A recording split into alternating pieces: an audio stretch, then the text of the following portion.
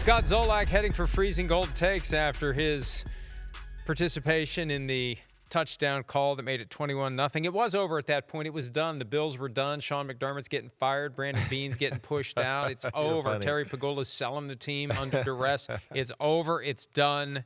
It sure felt like it was done. It felt like it was done. And then the Bills woke up. We were talking about this last night because I continuously come back to the Maddenification of the minds of athletes. Right. It's not 21-0, it's 3-0. Let's get a score. Let's just get a score. And the Bills answered with a score.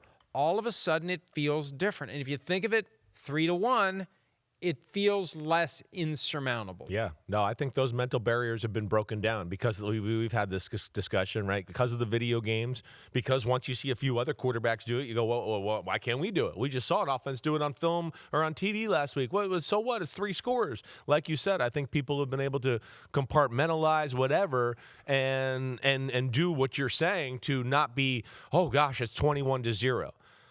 The Bills are incredible.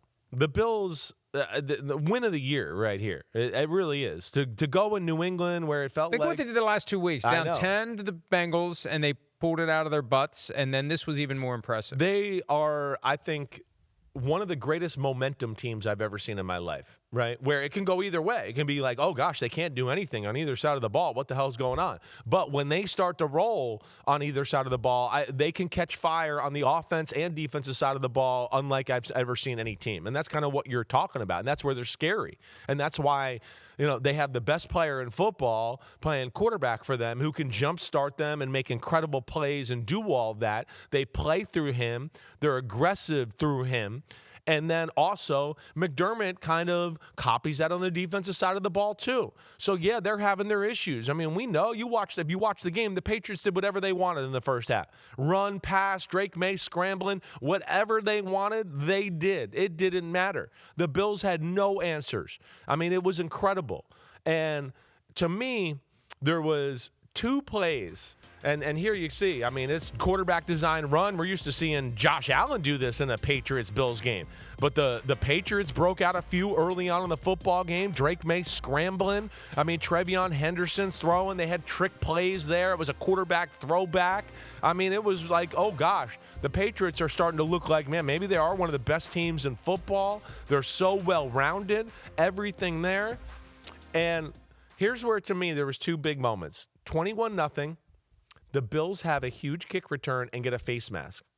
And they get, instead of being stuck at their own 30 or 35, where it's like, oh, gosh, we haven't done anything. We got to go down the whole field. Now it's like, hey, we're at their 40-yard line right here. Okay, that gave them a little momentum. Patriots get a field goal before the half. It's 24-7. But now, like you said, it's just 3 scores, and now one of them's not even a touchdown. It's a field goal. What happens in the start the second half? Another huge kick return.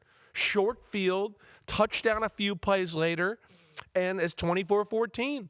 And to me, those special teams plays just take a little pressure off the offense, right? To just go, hey, you just need to make a few plays to get a few points here, and that'll jumpstart us. And it just felt like from that point on, you couldn't stop Josh Allen, the run game, or anything they did on the offensive side of the ball. The tweak to the kickoff formation really has changed everything, and I'm surprised it doesn't get more attention. Yeah. Because we're seeing teams start drives 35, 40, 45. It doesn't take much to get yourself a field goal, right? If you're starting out near the 50. I look at drives sometimes. I go, wait, 5 plays, 20 yards. They got 3 points. 5 plays, 20 yards. They got 3 points, right? Because of the field goal kickers. Yeah. To your point. Well, and it doesn't take much time. No, right? The Colts went ahead yesterday late. The Seahawks had enough time. You're like, and the Colts still had enough time to try. I mean, it's incredible. Amazing. You're like, there's 47 seconds left. They're down by 2, and both teams got the ball down. You're right. The Colts got the ball 2 times. I mean, it's amazing. But that's the reality of the NFL now. When you have a guy like Josh Allen, you can take advantage of it. He really was incredible. The throw that he made in the end zone, where he buys a little time, right? And it's unbelievable. The velocity, the accuracy, the ability to catch that ball. Yeah, right. Remember the old Elway cross? Guys had at Stanford in the NFL, they had bruises on their body in the form of the tip of the football from just the overall force of the ball that hit them. I mean, those passes that Josh Allen, how do guys catch those passes? They're just used to it. Unbelievable. Right. They're unbelievable. He's one of the greatest talents we've ever had in the sport. I mean, really. I mean, if not the greatest, that's how damn good it is. It's arguably the greatest arm we've ever seen. It's up there in the discussion with special people, Elway, Favre, whoever, right? It doesn't matter. And it's just amazing to me, and it speaks to the Bills and McDermott, too. Their coaching adjustments. I mean, they continue to be one of the best second-half teams in football, and that's because they go in at halftime and they start to realize how teams are playing them, and they make the proper adjustments. And to me, they're not afraid to go all in, and there's the throw you're talking about. When he ran up in the pocket, our whole viewing room went, whoa! Because, one, it was a nice move and everything to avoid pressure, but the ball, it was a little bit like, the old saying that wise man once said, obstacle illusion. You could barely see it. It was like tracers, right? It was truly a pistol. Chemtrails. Right. It was chemtrails, right. It was trying to do something to the environment. But that's what I'm amazed by them.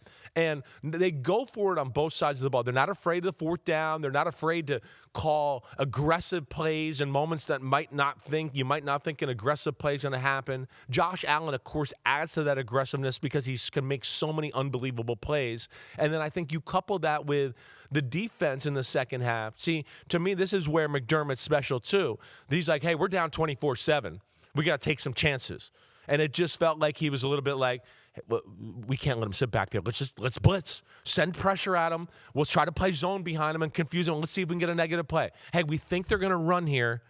Let's get everybody at the line of scrimmage and run blitz and see if we can get them into 2nd and 14 and start, you know what I mean? He's not afraid to take those chances to where maybe some teams would be like, hey, let's just play a good, sound defense and let's hopefully we can get into 2nd and 7. Let's not make it worse. Let's not make it 31-7, 38-7. Exactly. They go for it and they go, hey, we're not about to lose, so let's go for it. Who cares if loss is a loss?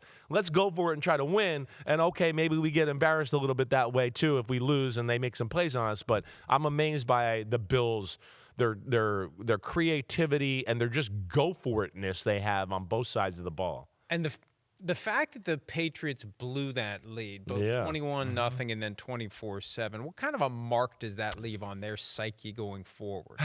It's going to make them question some things, but I think that's where Vrabel, right, just the realness and how he'll be able to speak to them in the meeting, and I'm sure he's going to make it like, listen, we do this, yes, against this team with this guy, we're going to lose. That's what we let up this kick return. We're opening the door. I think he's just going to keep it very real that way to go, hey, we didn't execute. We didn't do things the way we wanted to. We controlled the line of scrimmage in the first half, and they totally controlled the line of scrimmage in the second half on both sides of the ball. I mean, the Patriots ran for 171 yards in the first half. Am I right about that? I believe so. It was something around there. And then they only ended up the game with 240. So that fell off. But in the second half of the football game, it was James Cook up the middle, 5. James Cook up the middle, 6. James Cook up the middle, 7. Oh, Dawson Knox over the middle. Nobody's around him, 15 or 20 yards. And they started to run the ball at will on the New England defense. And then on top of that, I think New England didn't know what to do. They were a little bit like, wait, when we blitz, they got some cool plays, and they're kind of making plays on us. But when we sit there and play coverage and we only rush forward, Josh Allen's sitting there all day with time to throw the football, and he's dicing us up. And they just couldn't quite get it right. But the Bills' ability to run the football with James Cook is the thing that can make them scary along with Josh Allen. And, look, I don't know how realistic it is to win the division at this point for the Buffalo Bills, but they lost. If they would have lost that one yesterday, they have to worry about slipping out altogether. That's the problem. 9-5 with 3 games left. You never know how it's going to go, but they're now 1 game behind. They split the season series, so the first tiebreaker is a push. Division record is going to be the next key. The Bills are 3-2, and the Patriots are 3-1. That could be a tie. We could start getting down to 3rd and 4th tiebreaker to determine this division. But you felt like that game yesterday pretty solidified them to be in the playoffs. You'd be shocked if they lose to Cleveland and the Jets, right? So you just look at that and go, okay, we'll see what happens in Week 17 against the Philadelphia Eagles. But all in all, you felt like that win, nonetheless, probably bought them a ticket to the playoffs, and we know they'll be scary once they get in. Hi, it's Mike Florio. Thanks for watching PFT on YouTube. Hit subscribe for the latest news and analysis from Pro Football Talk.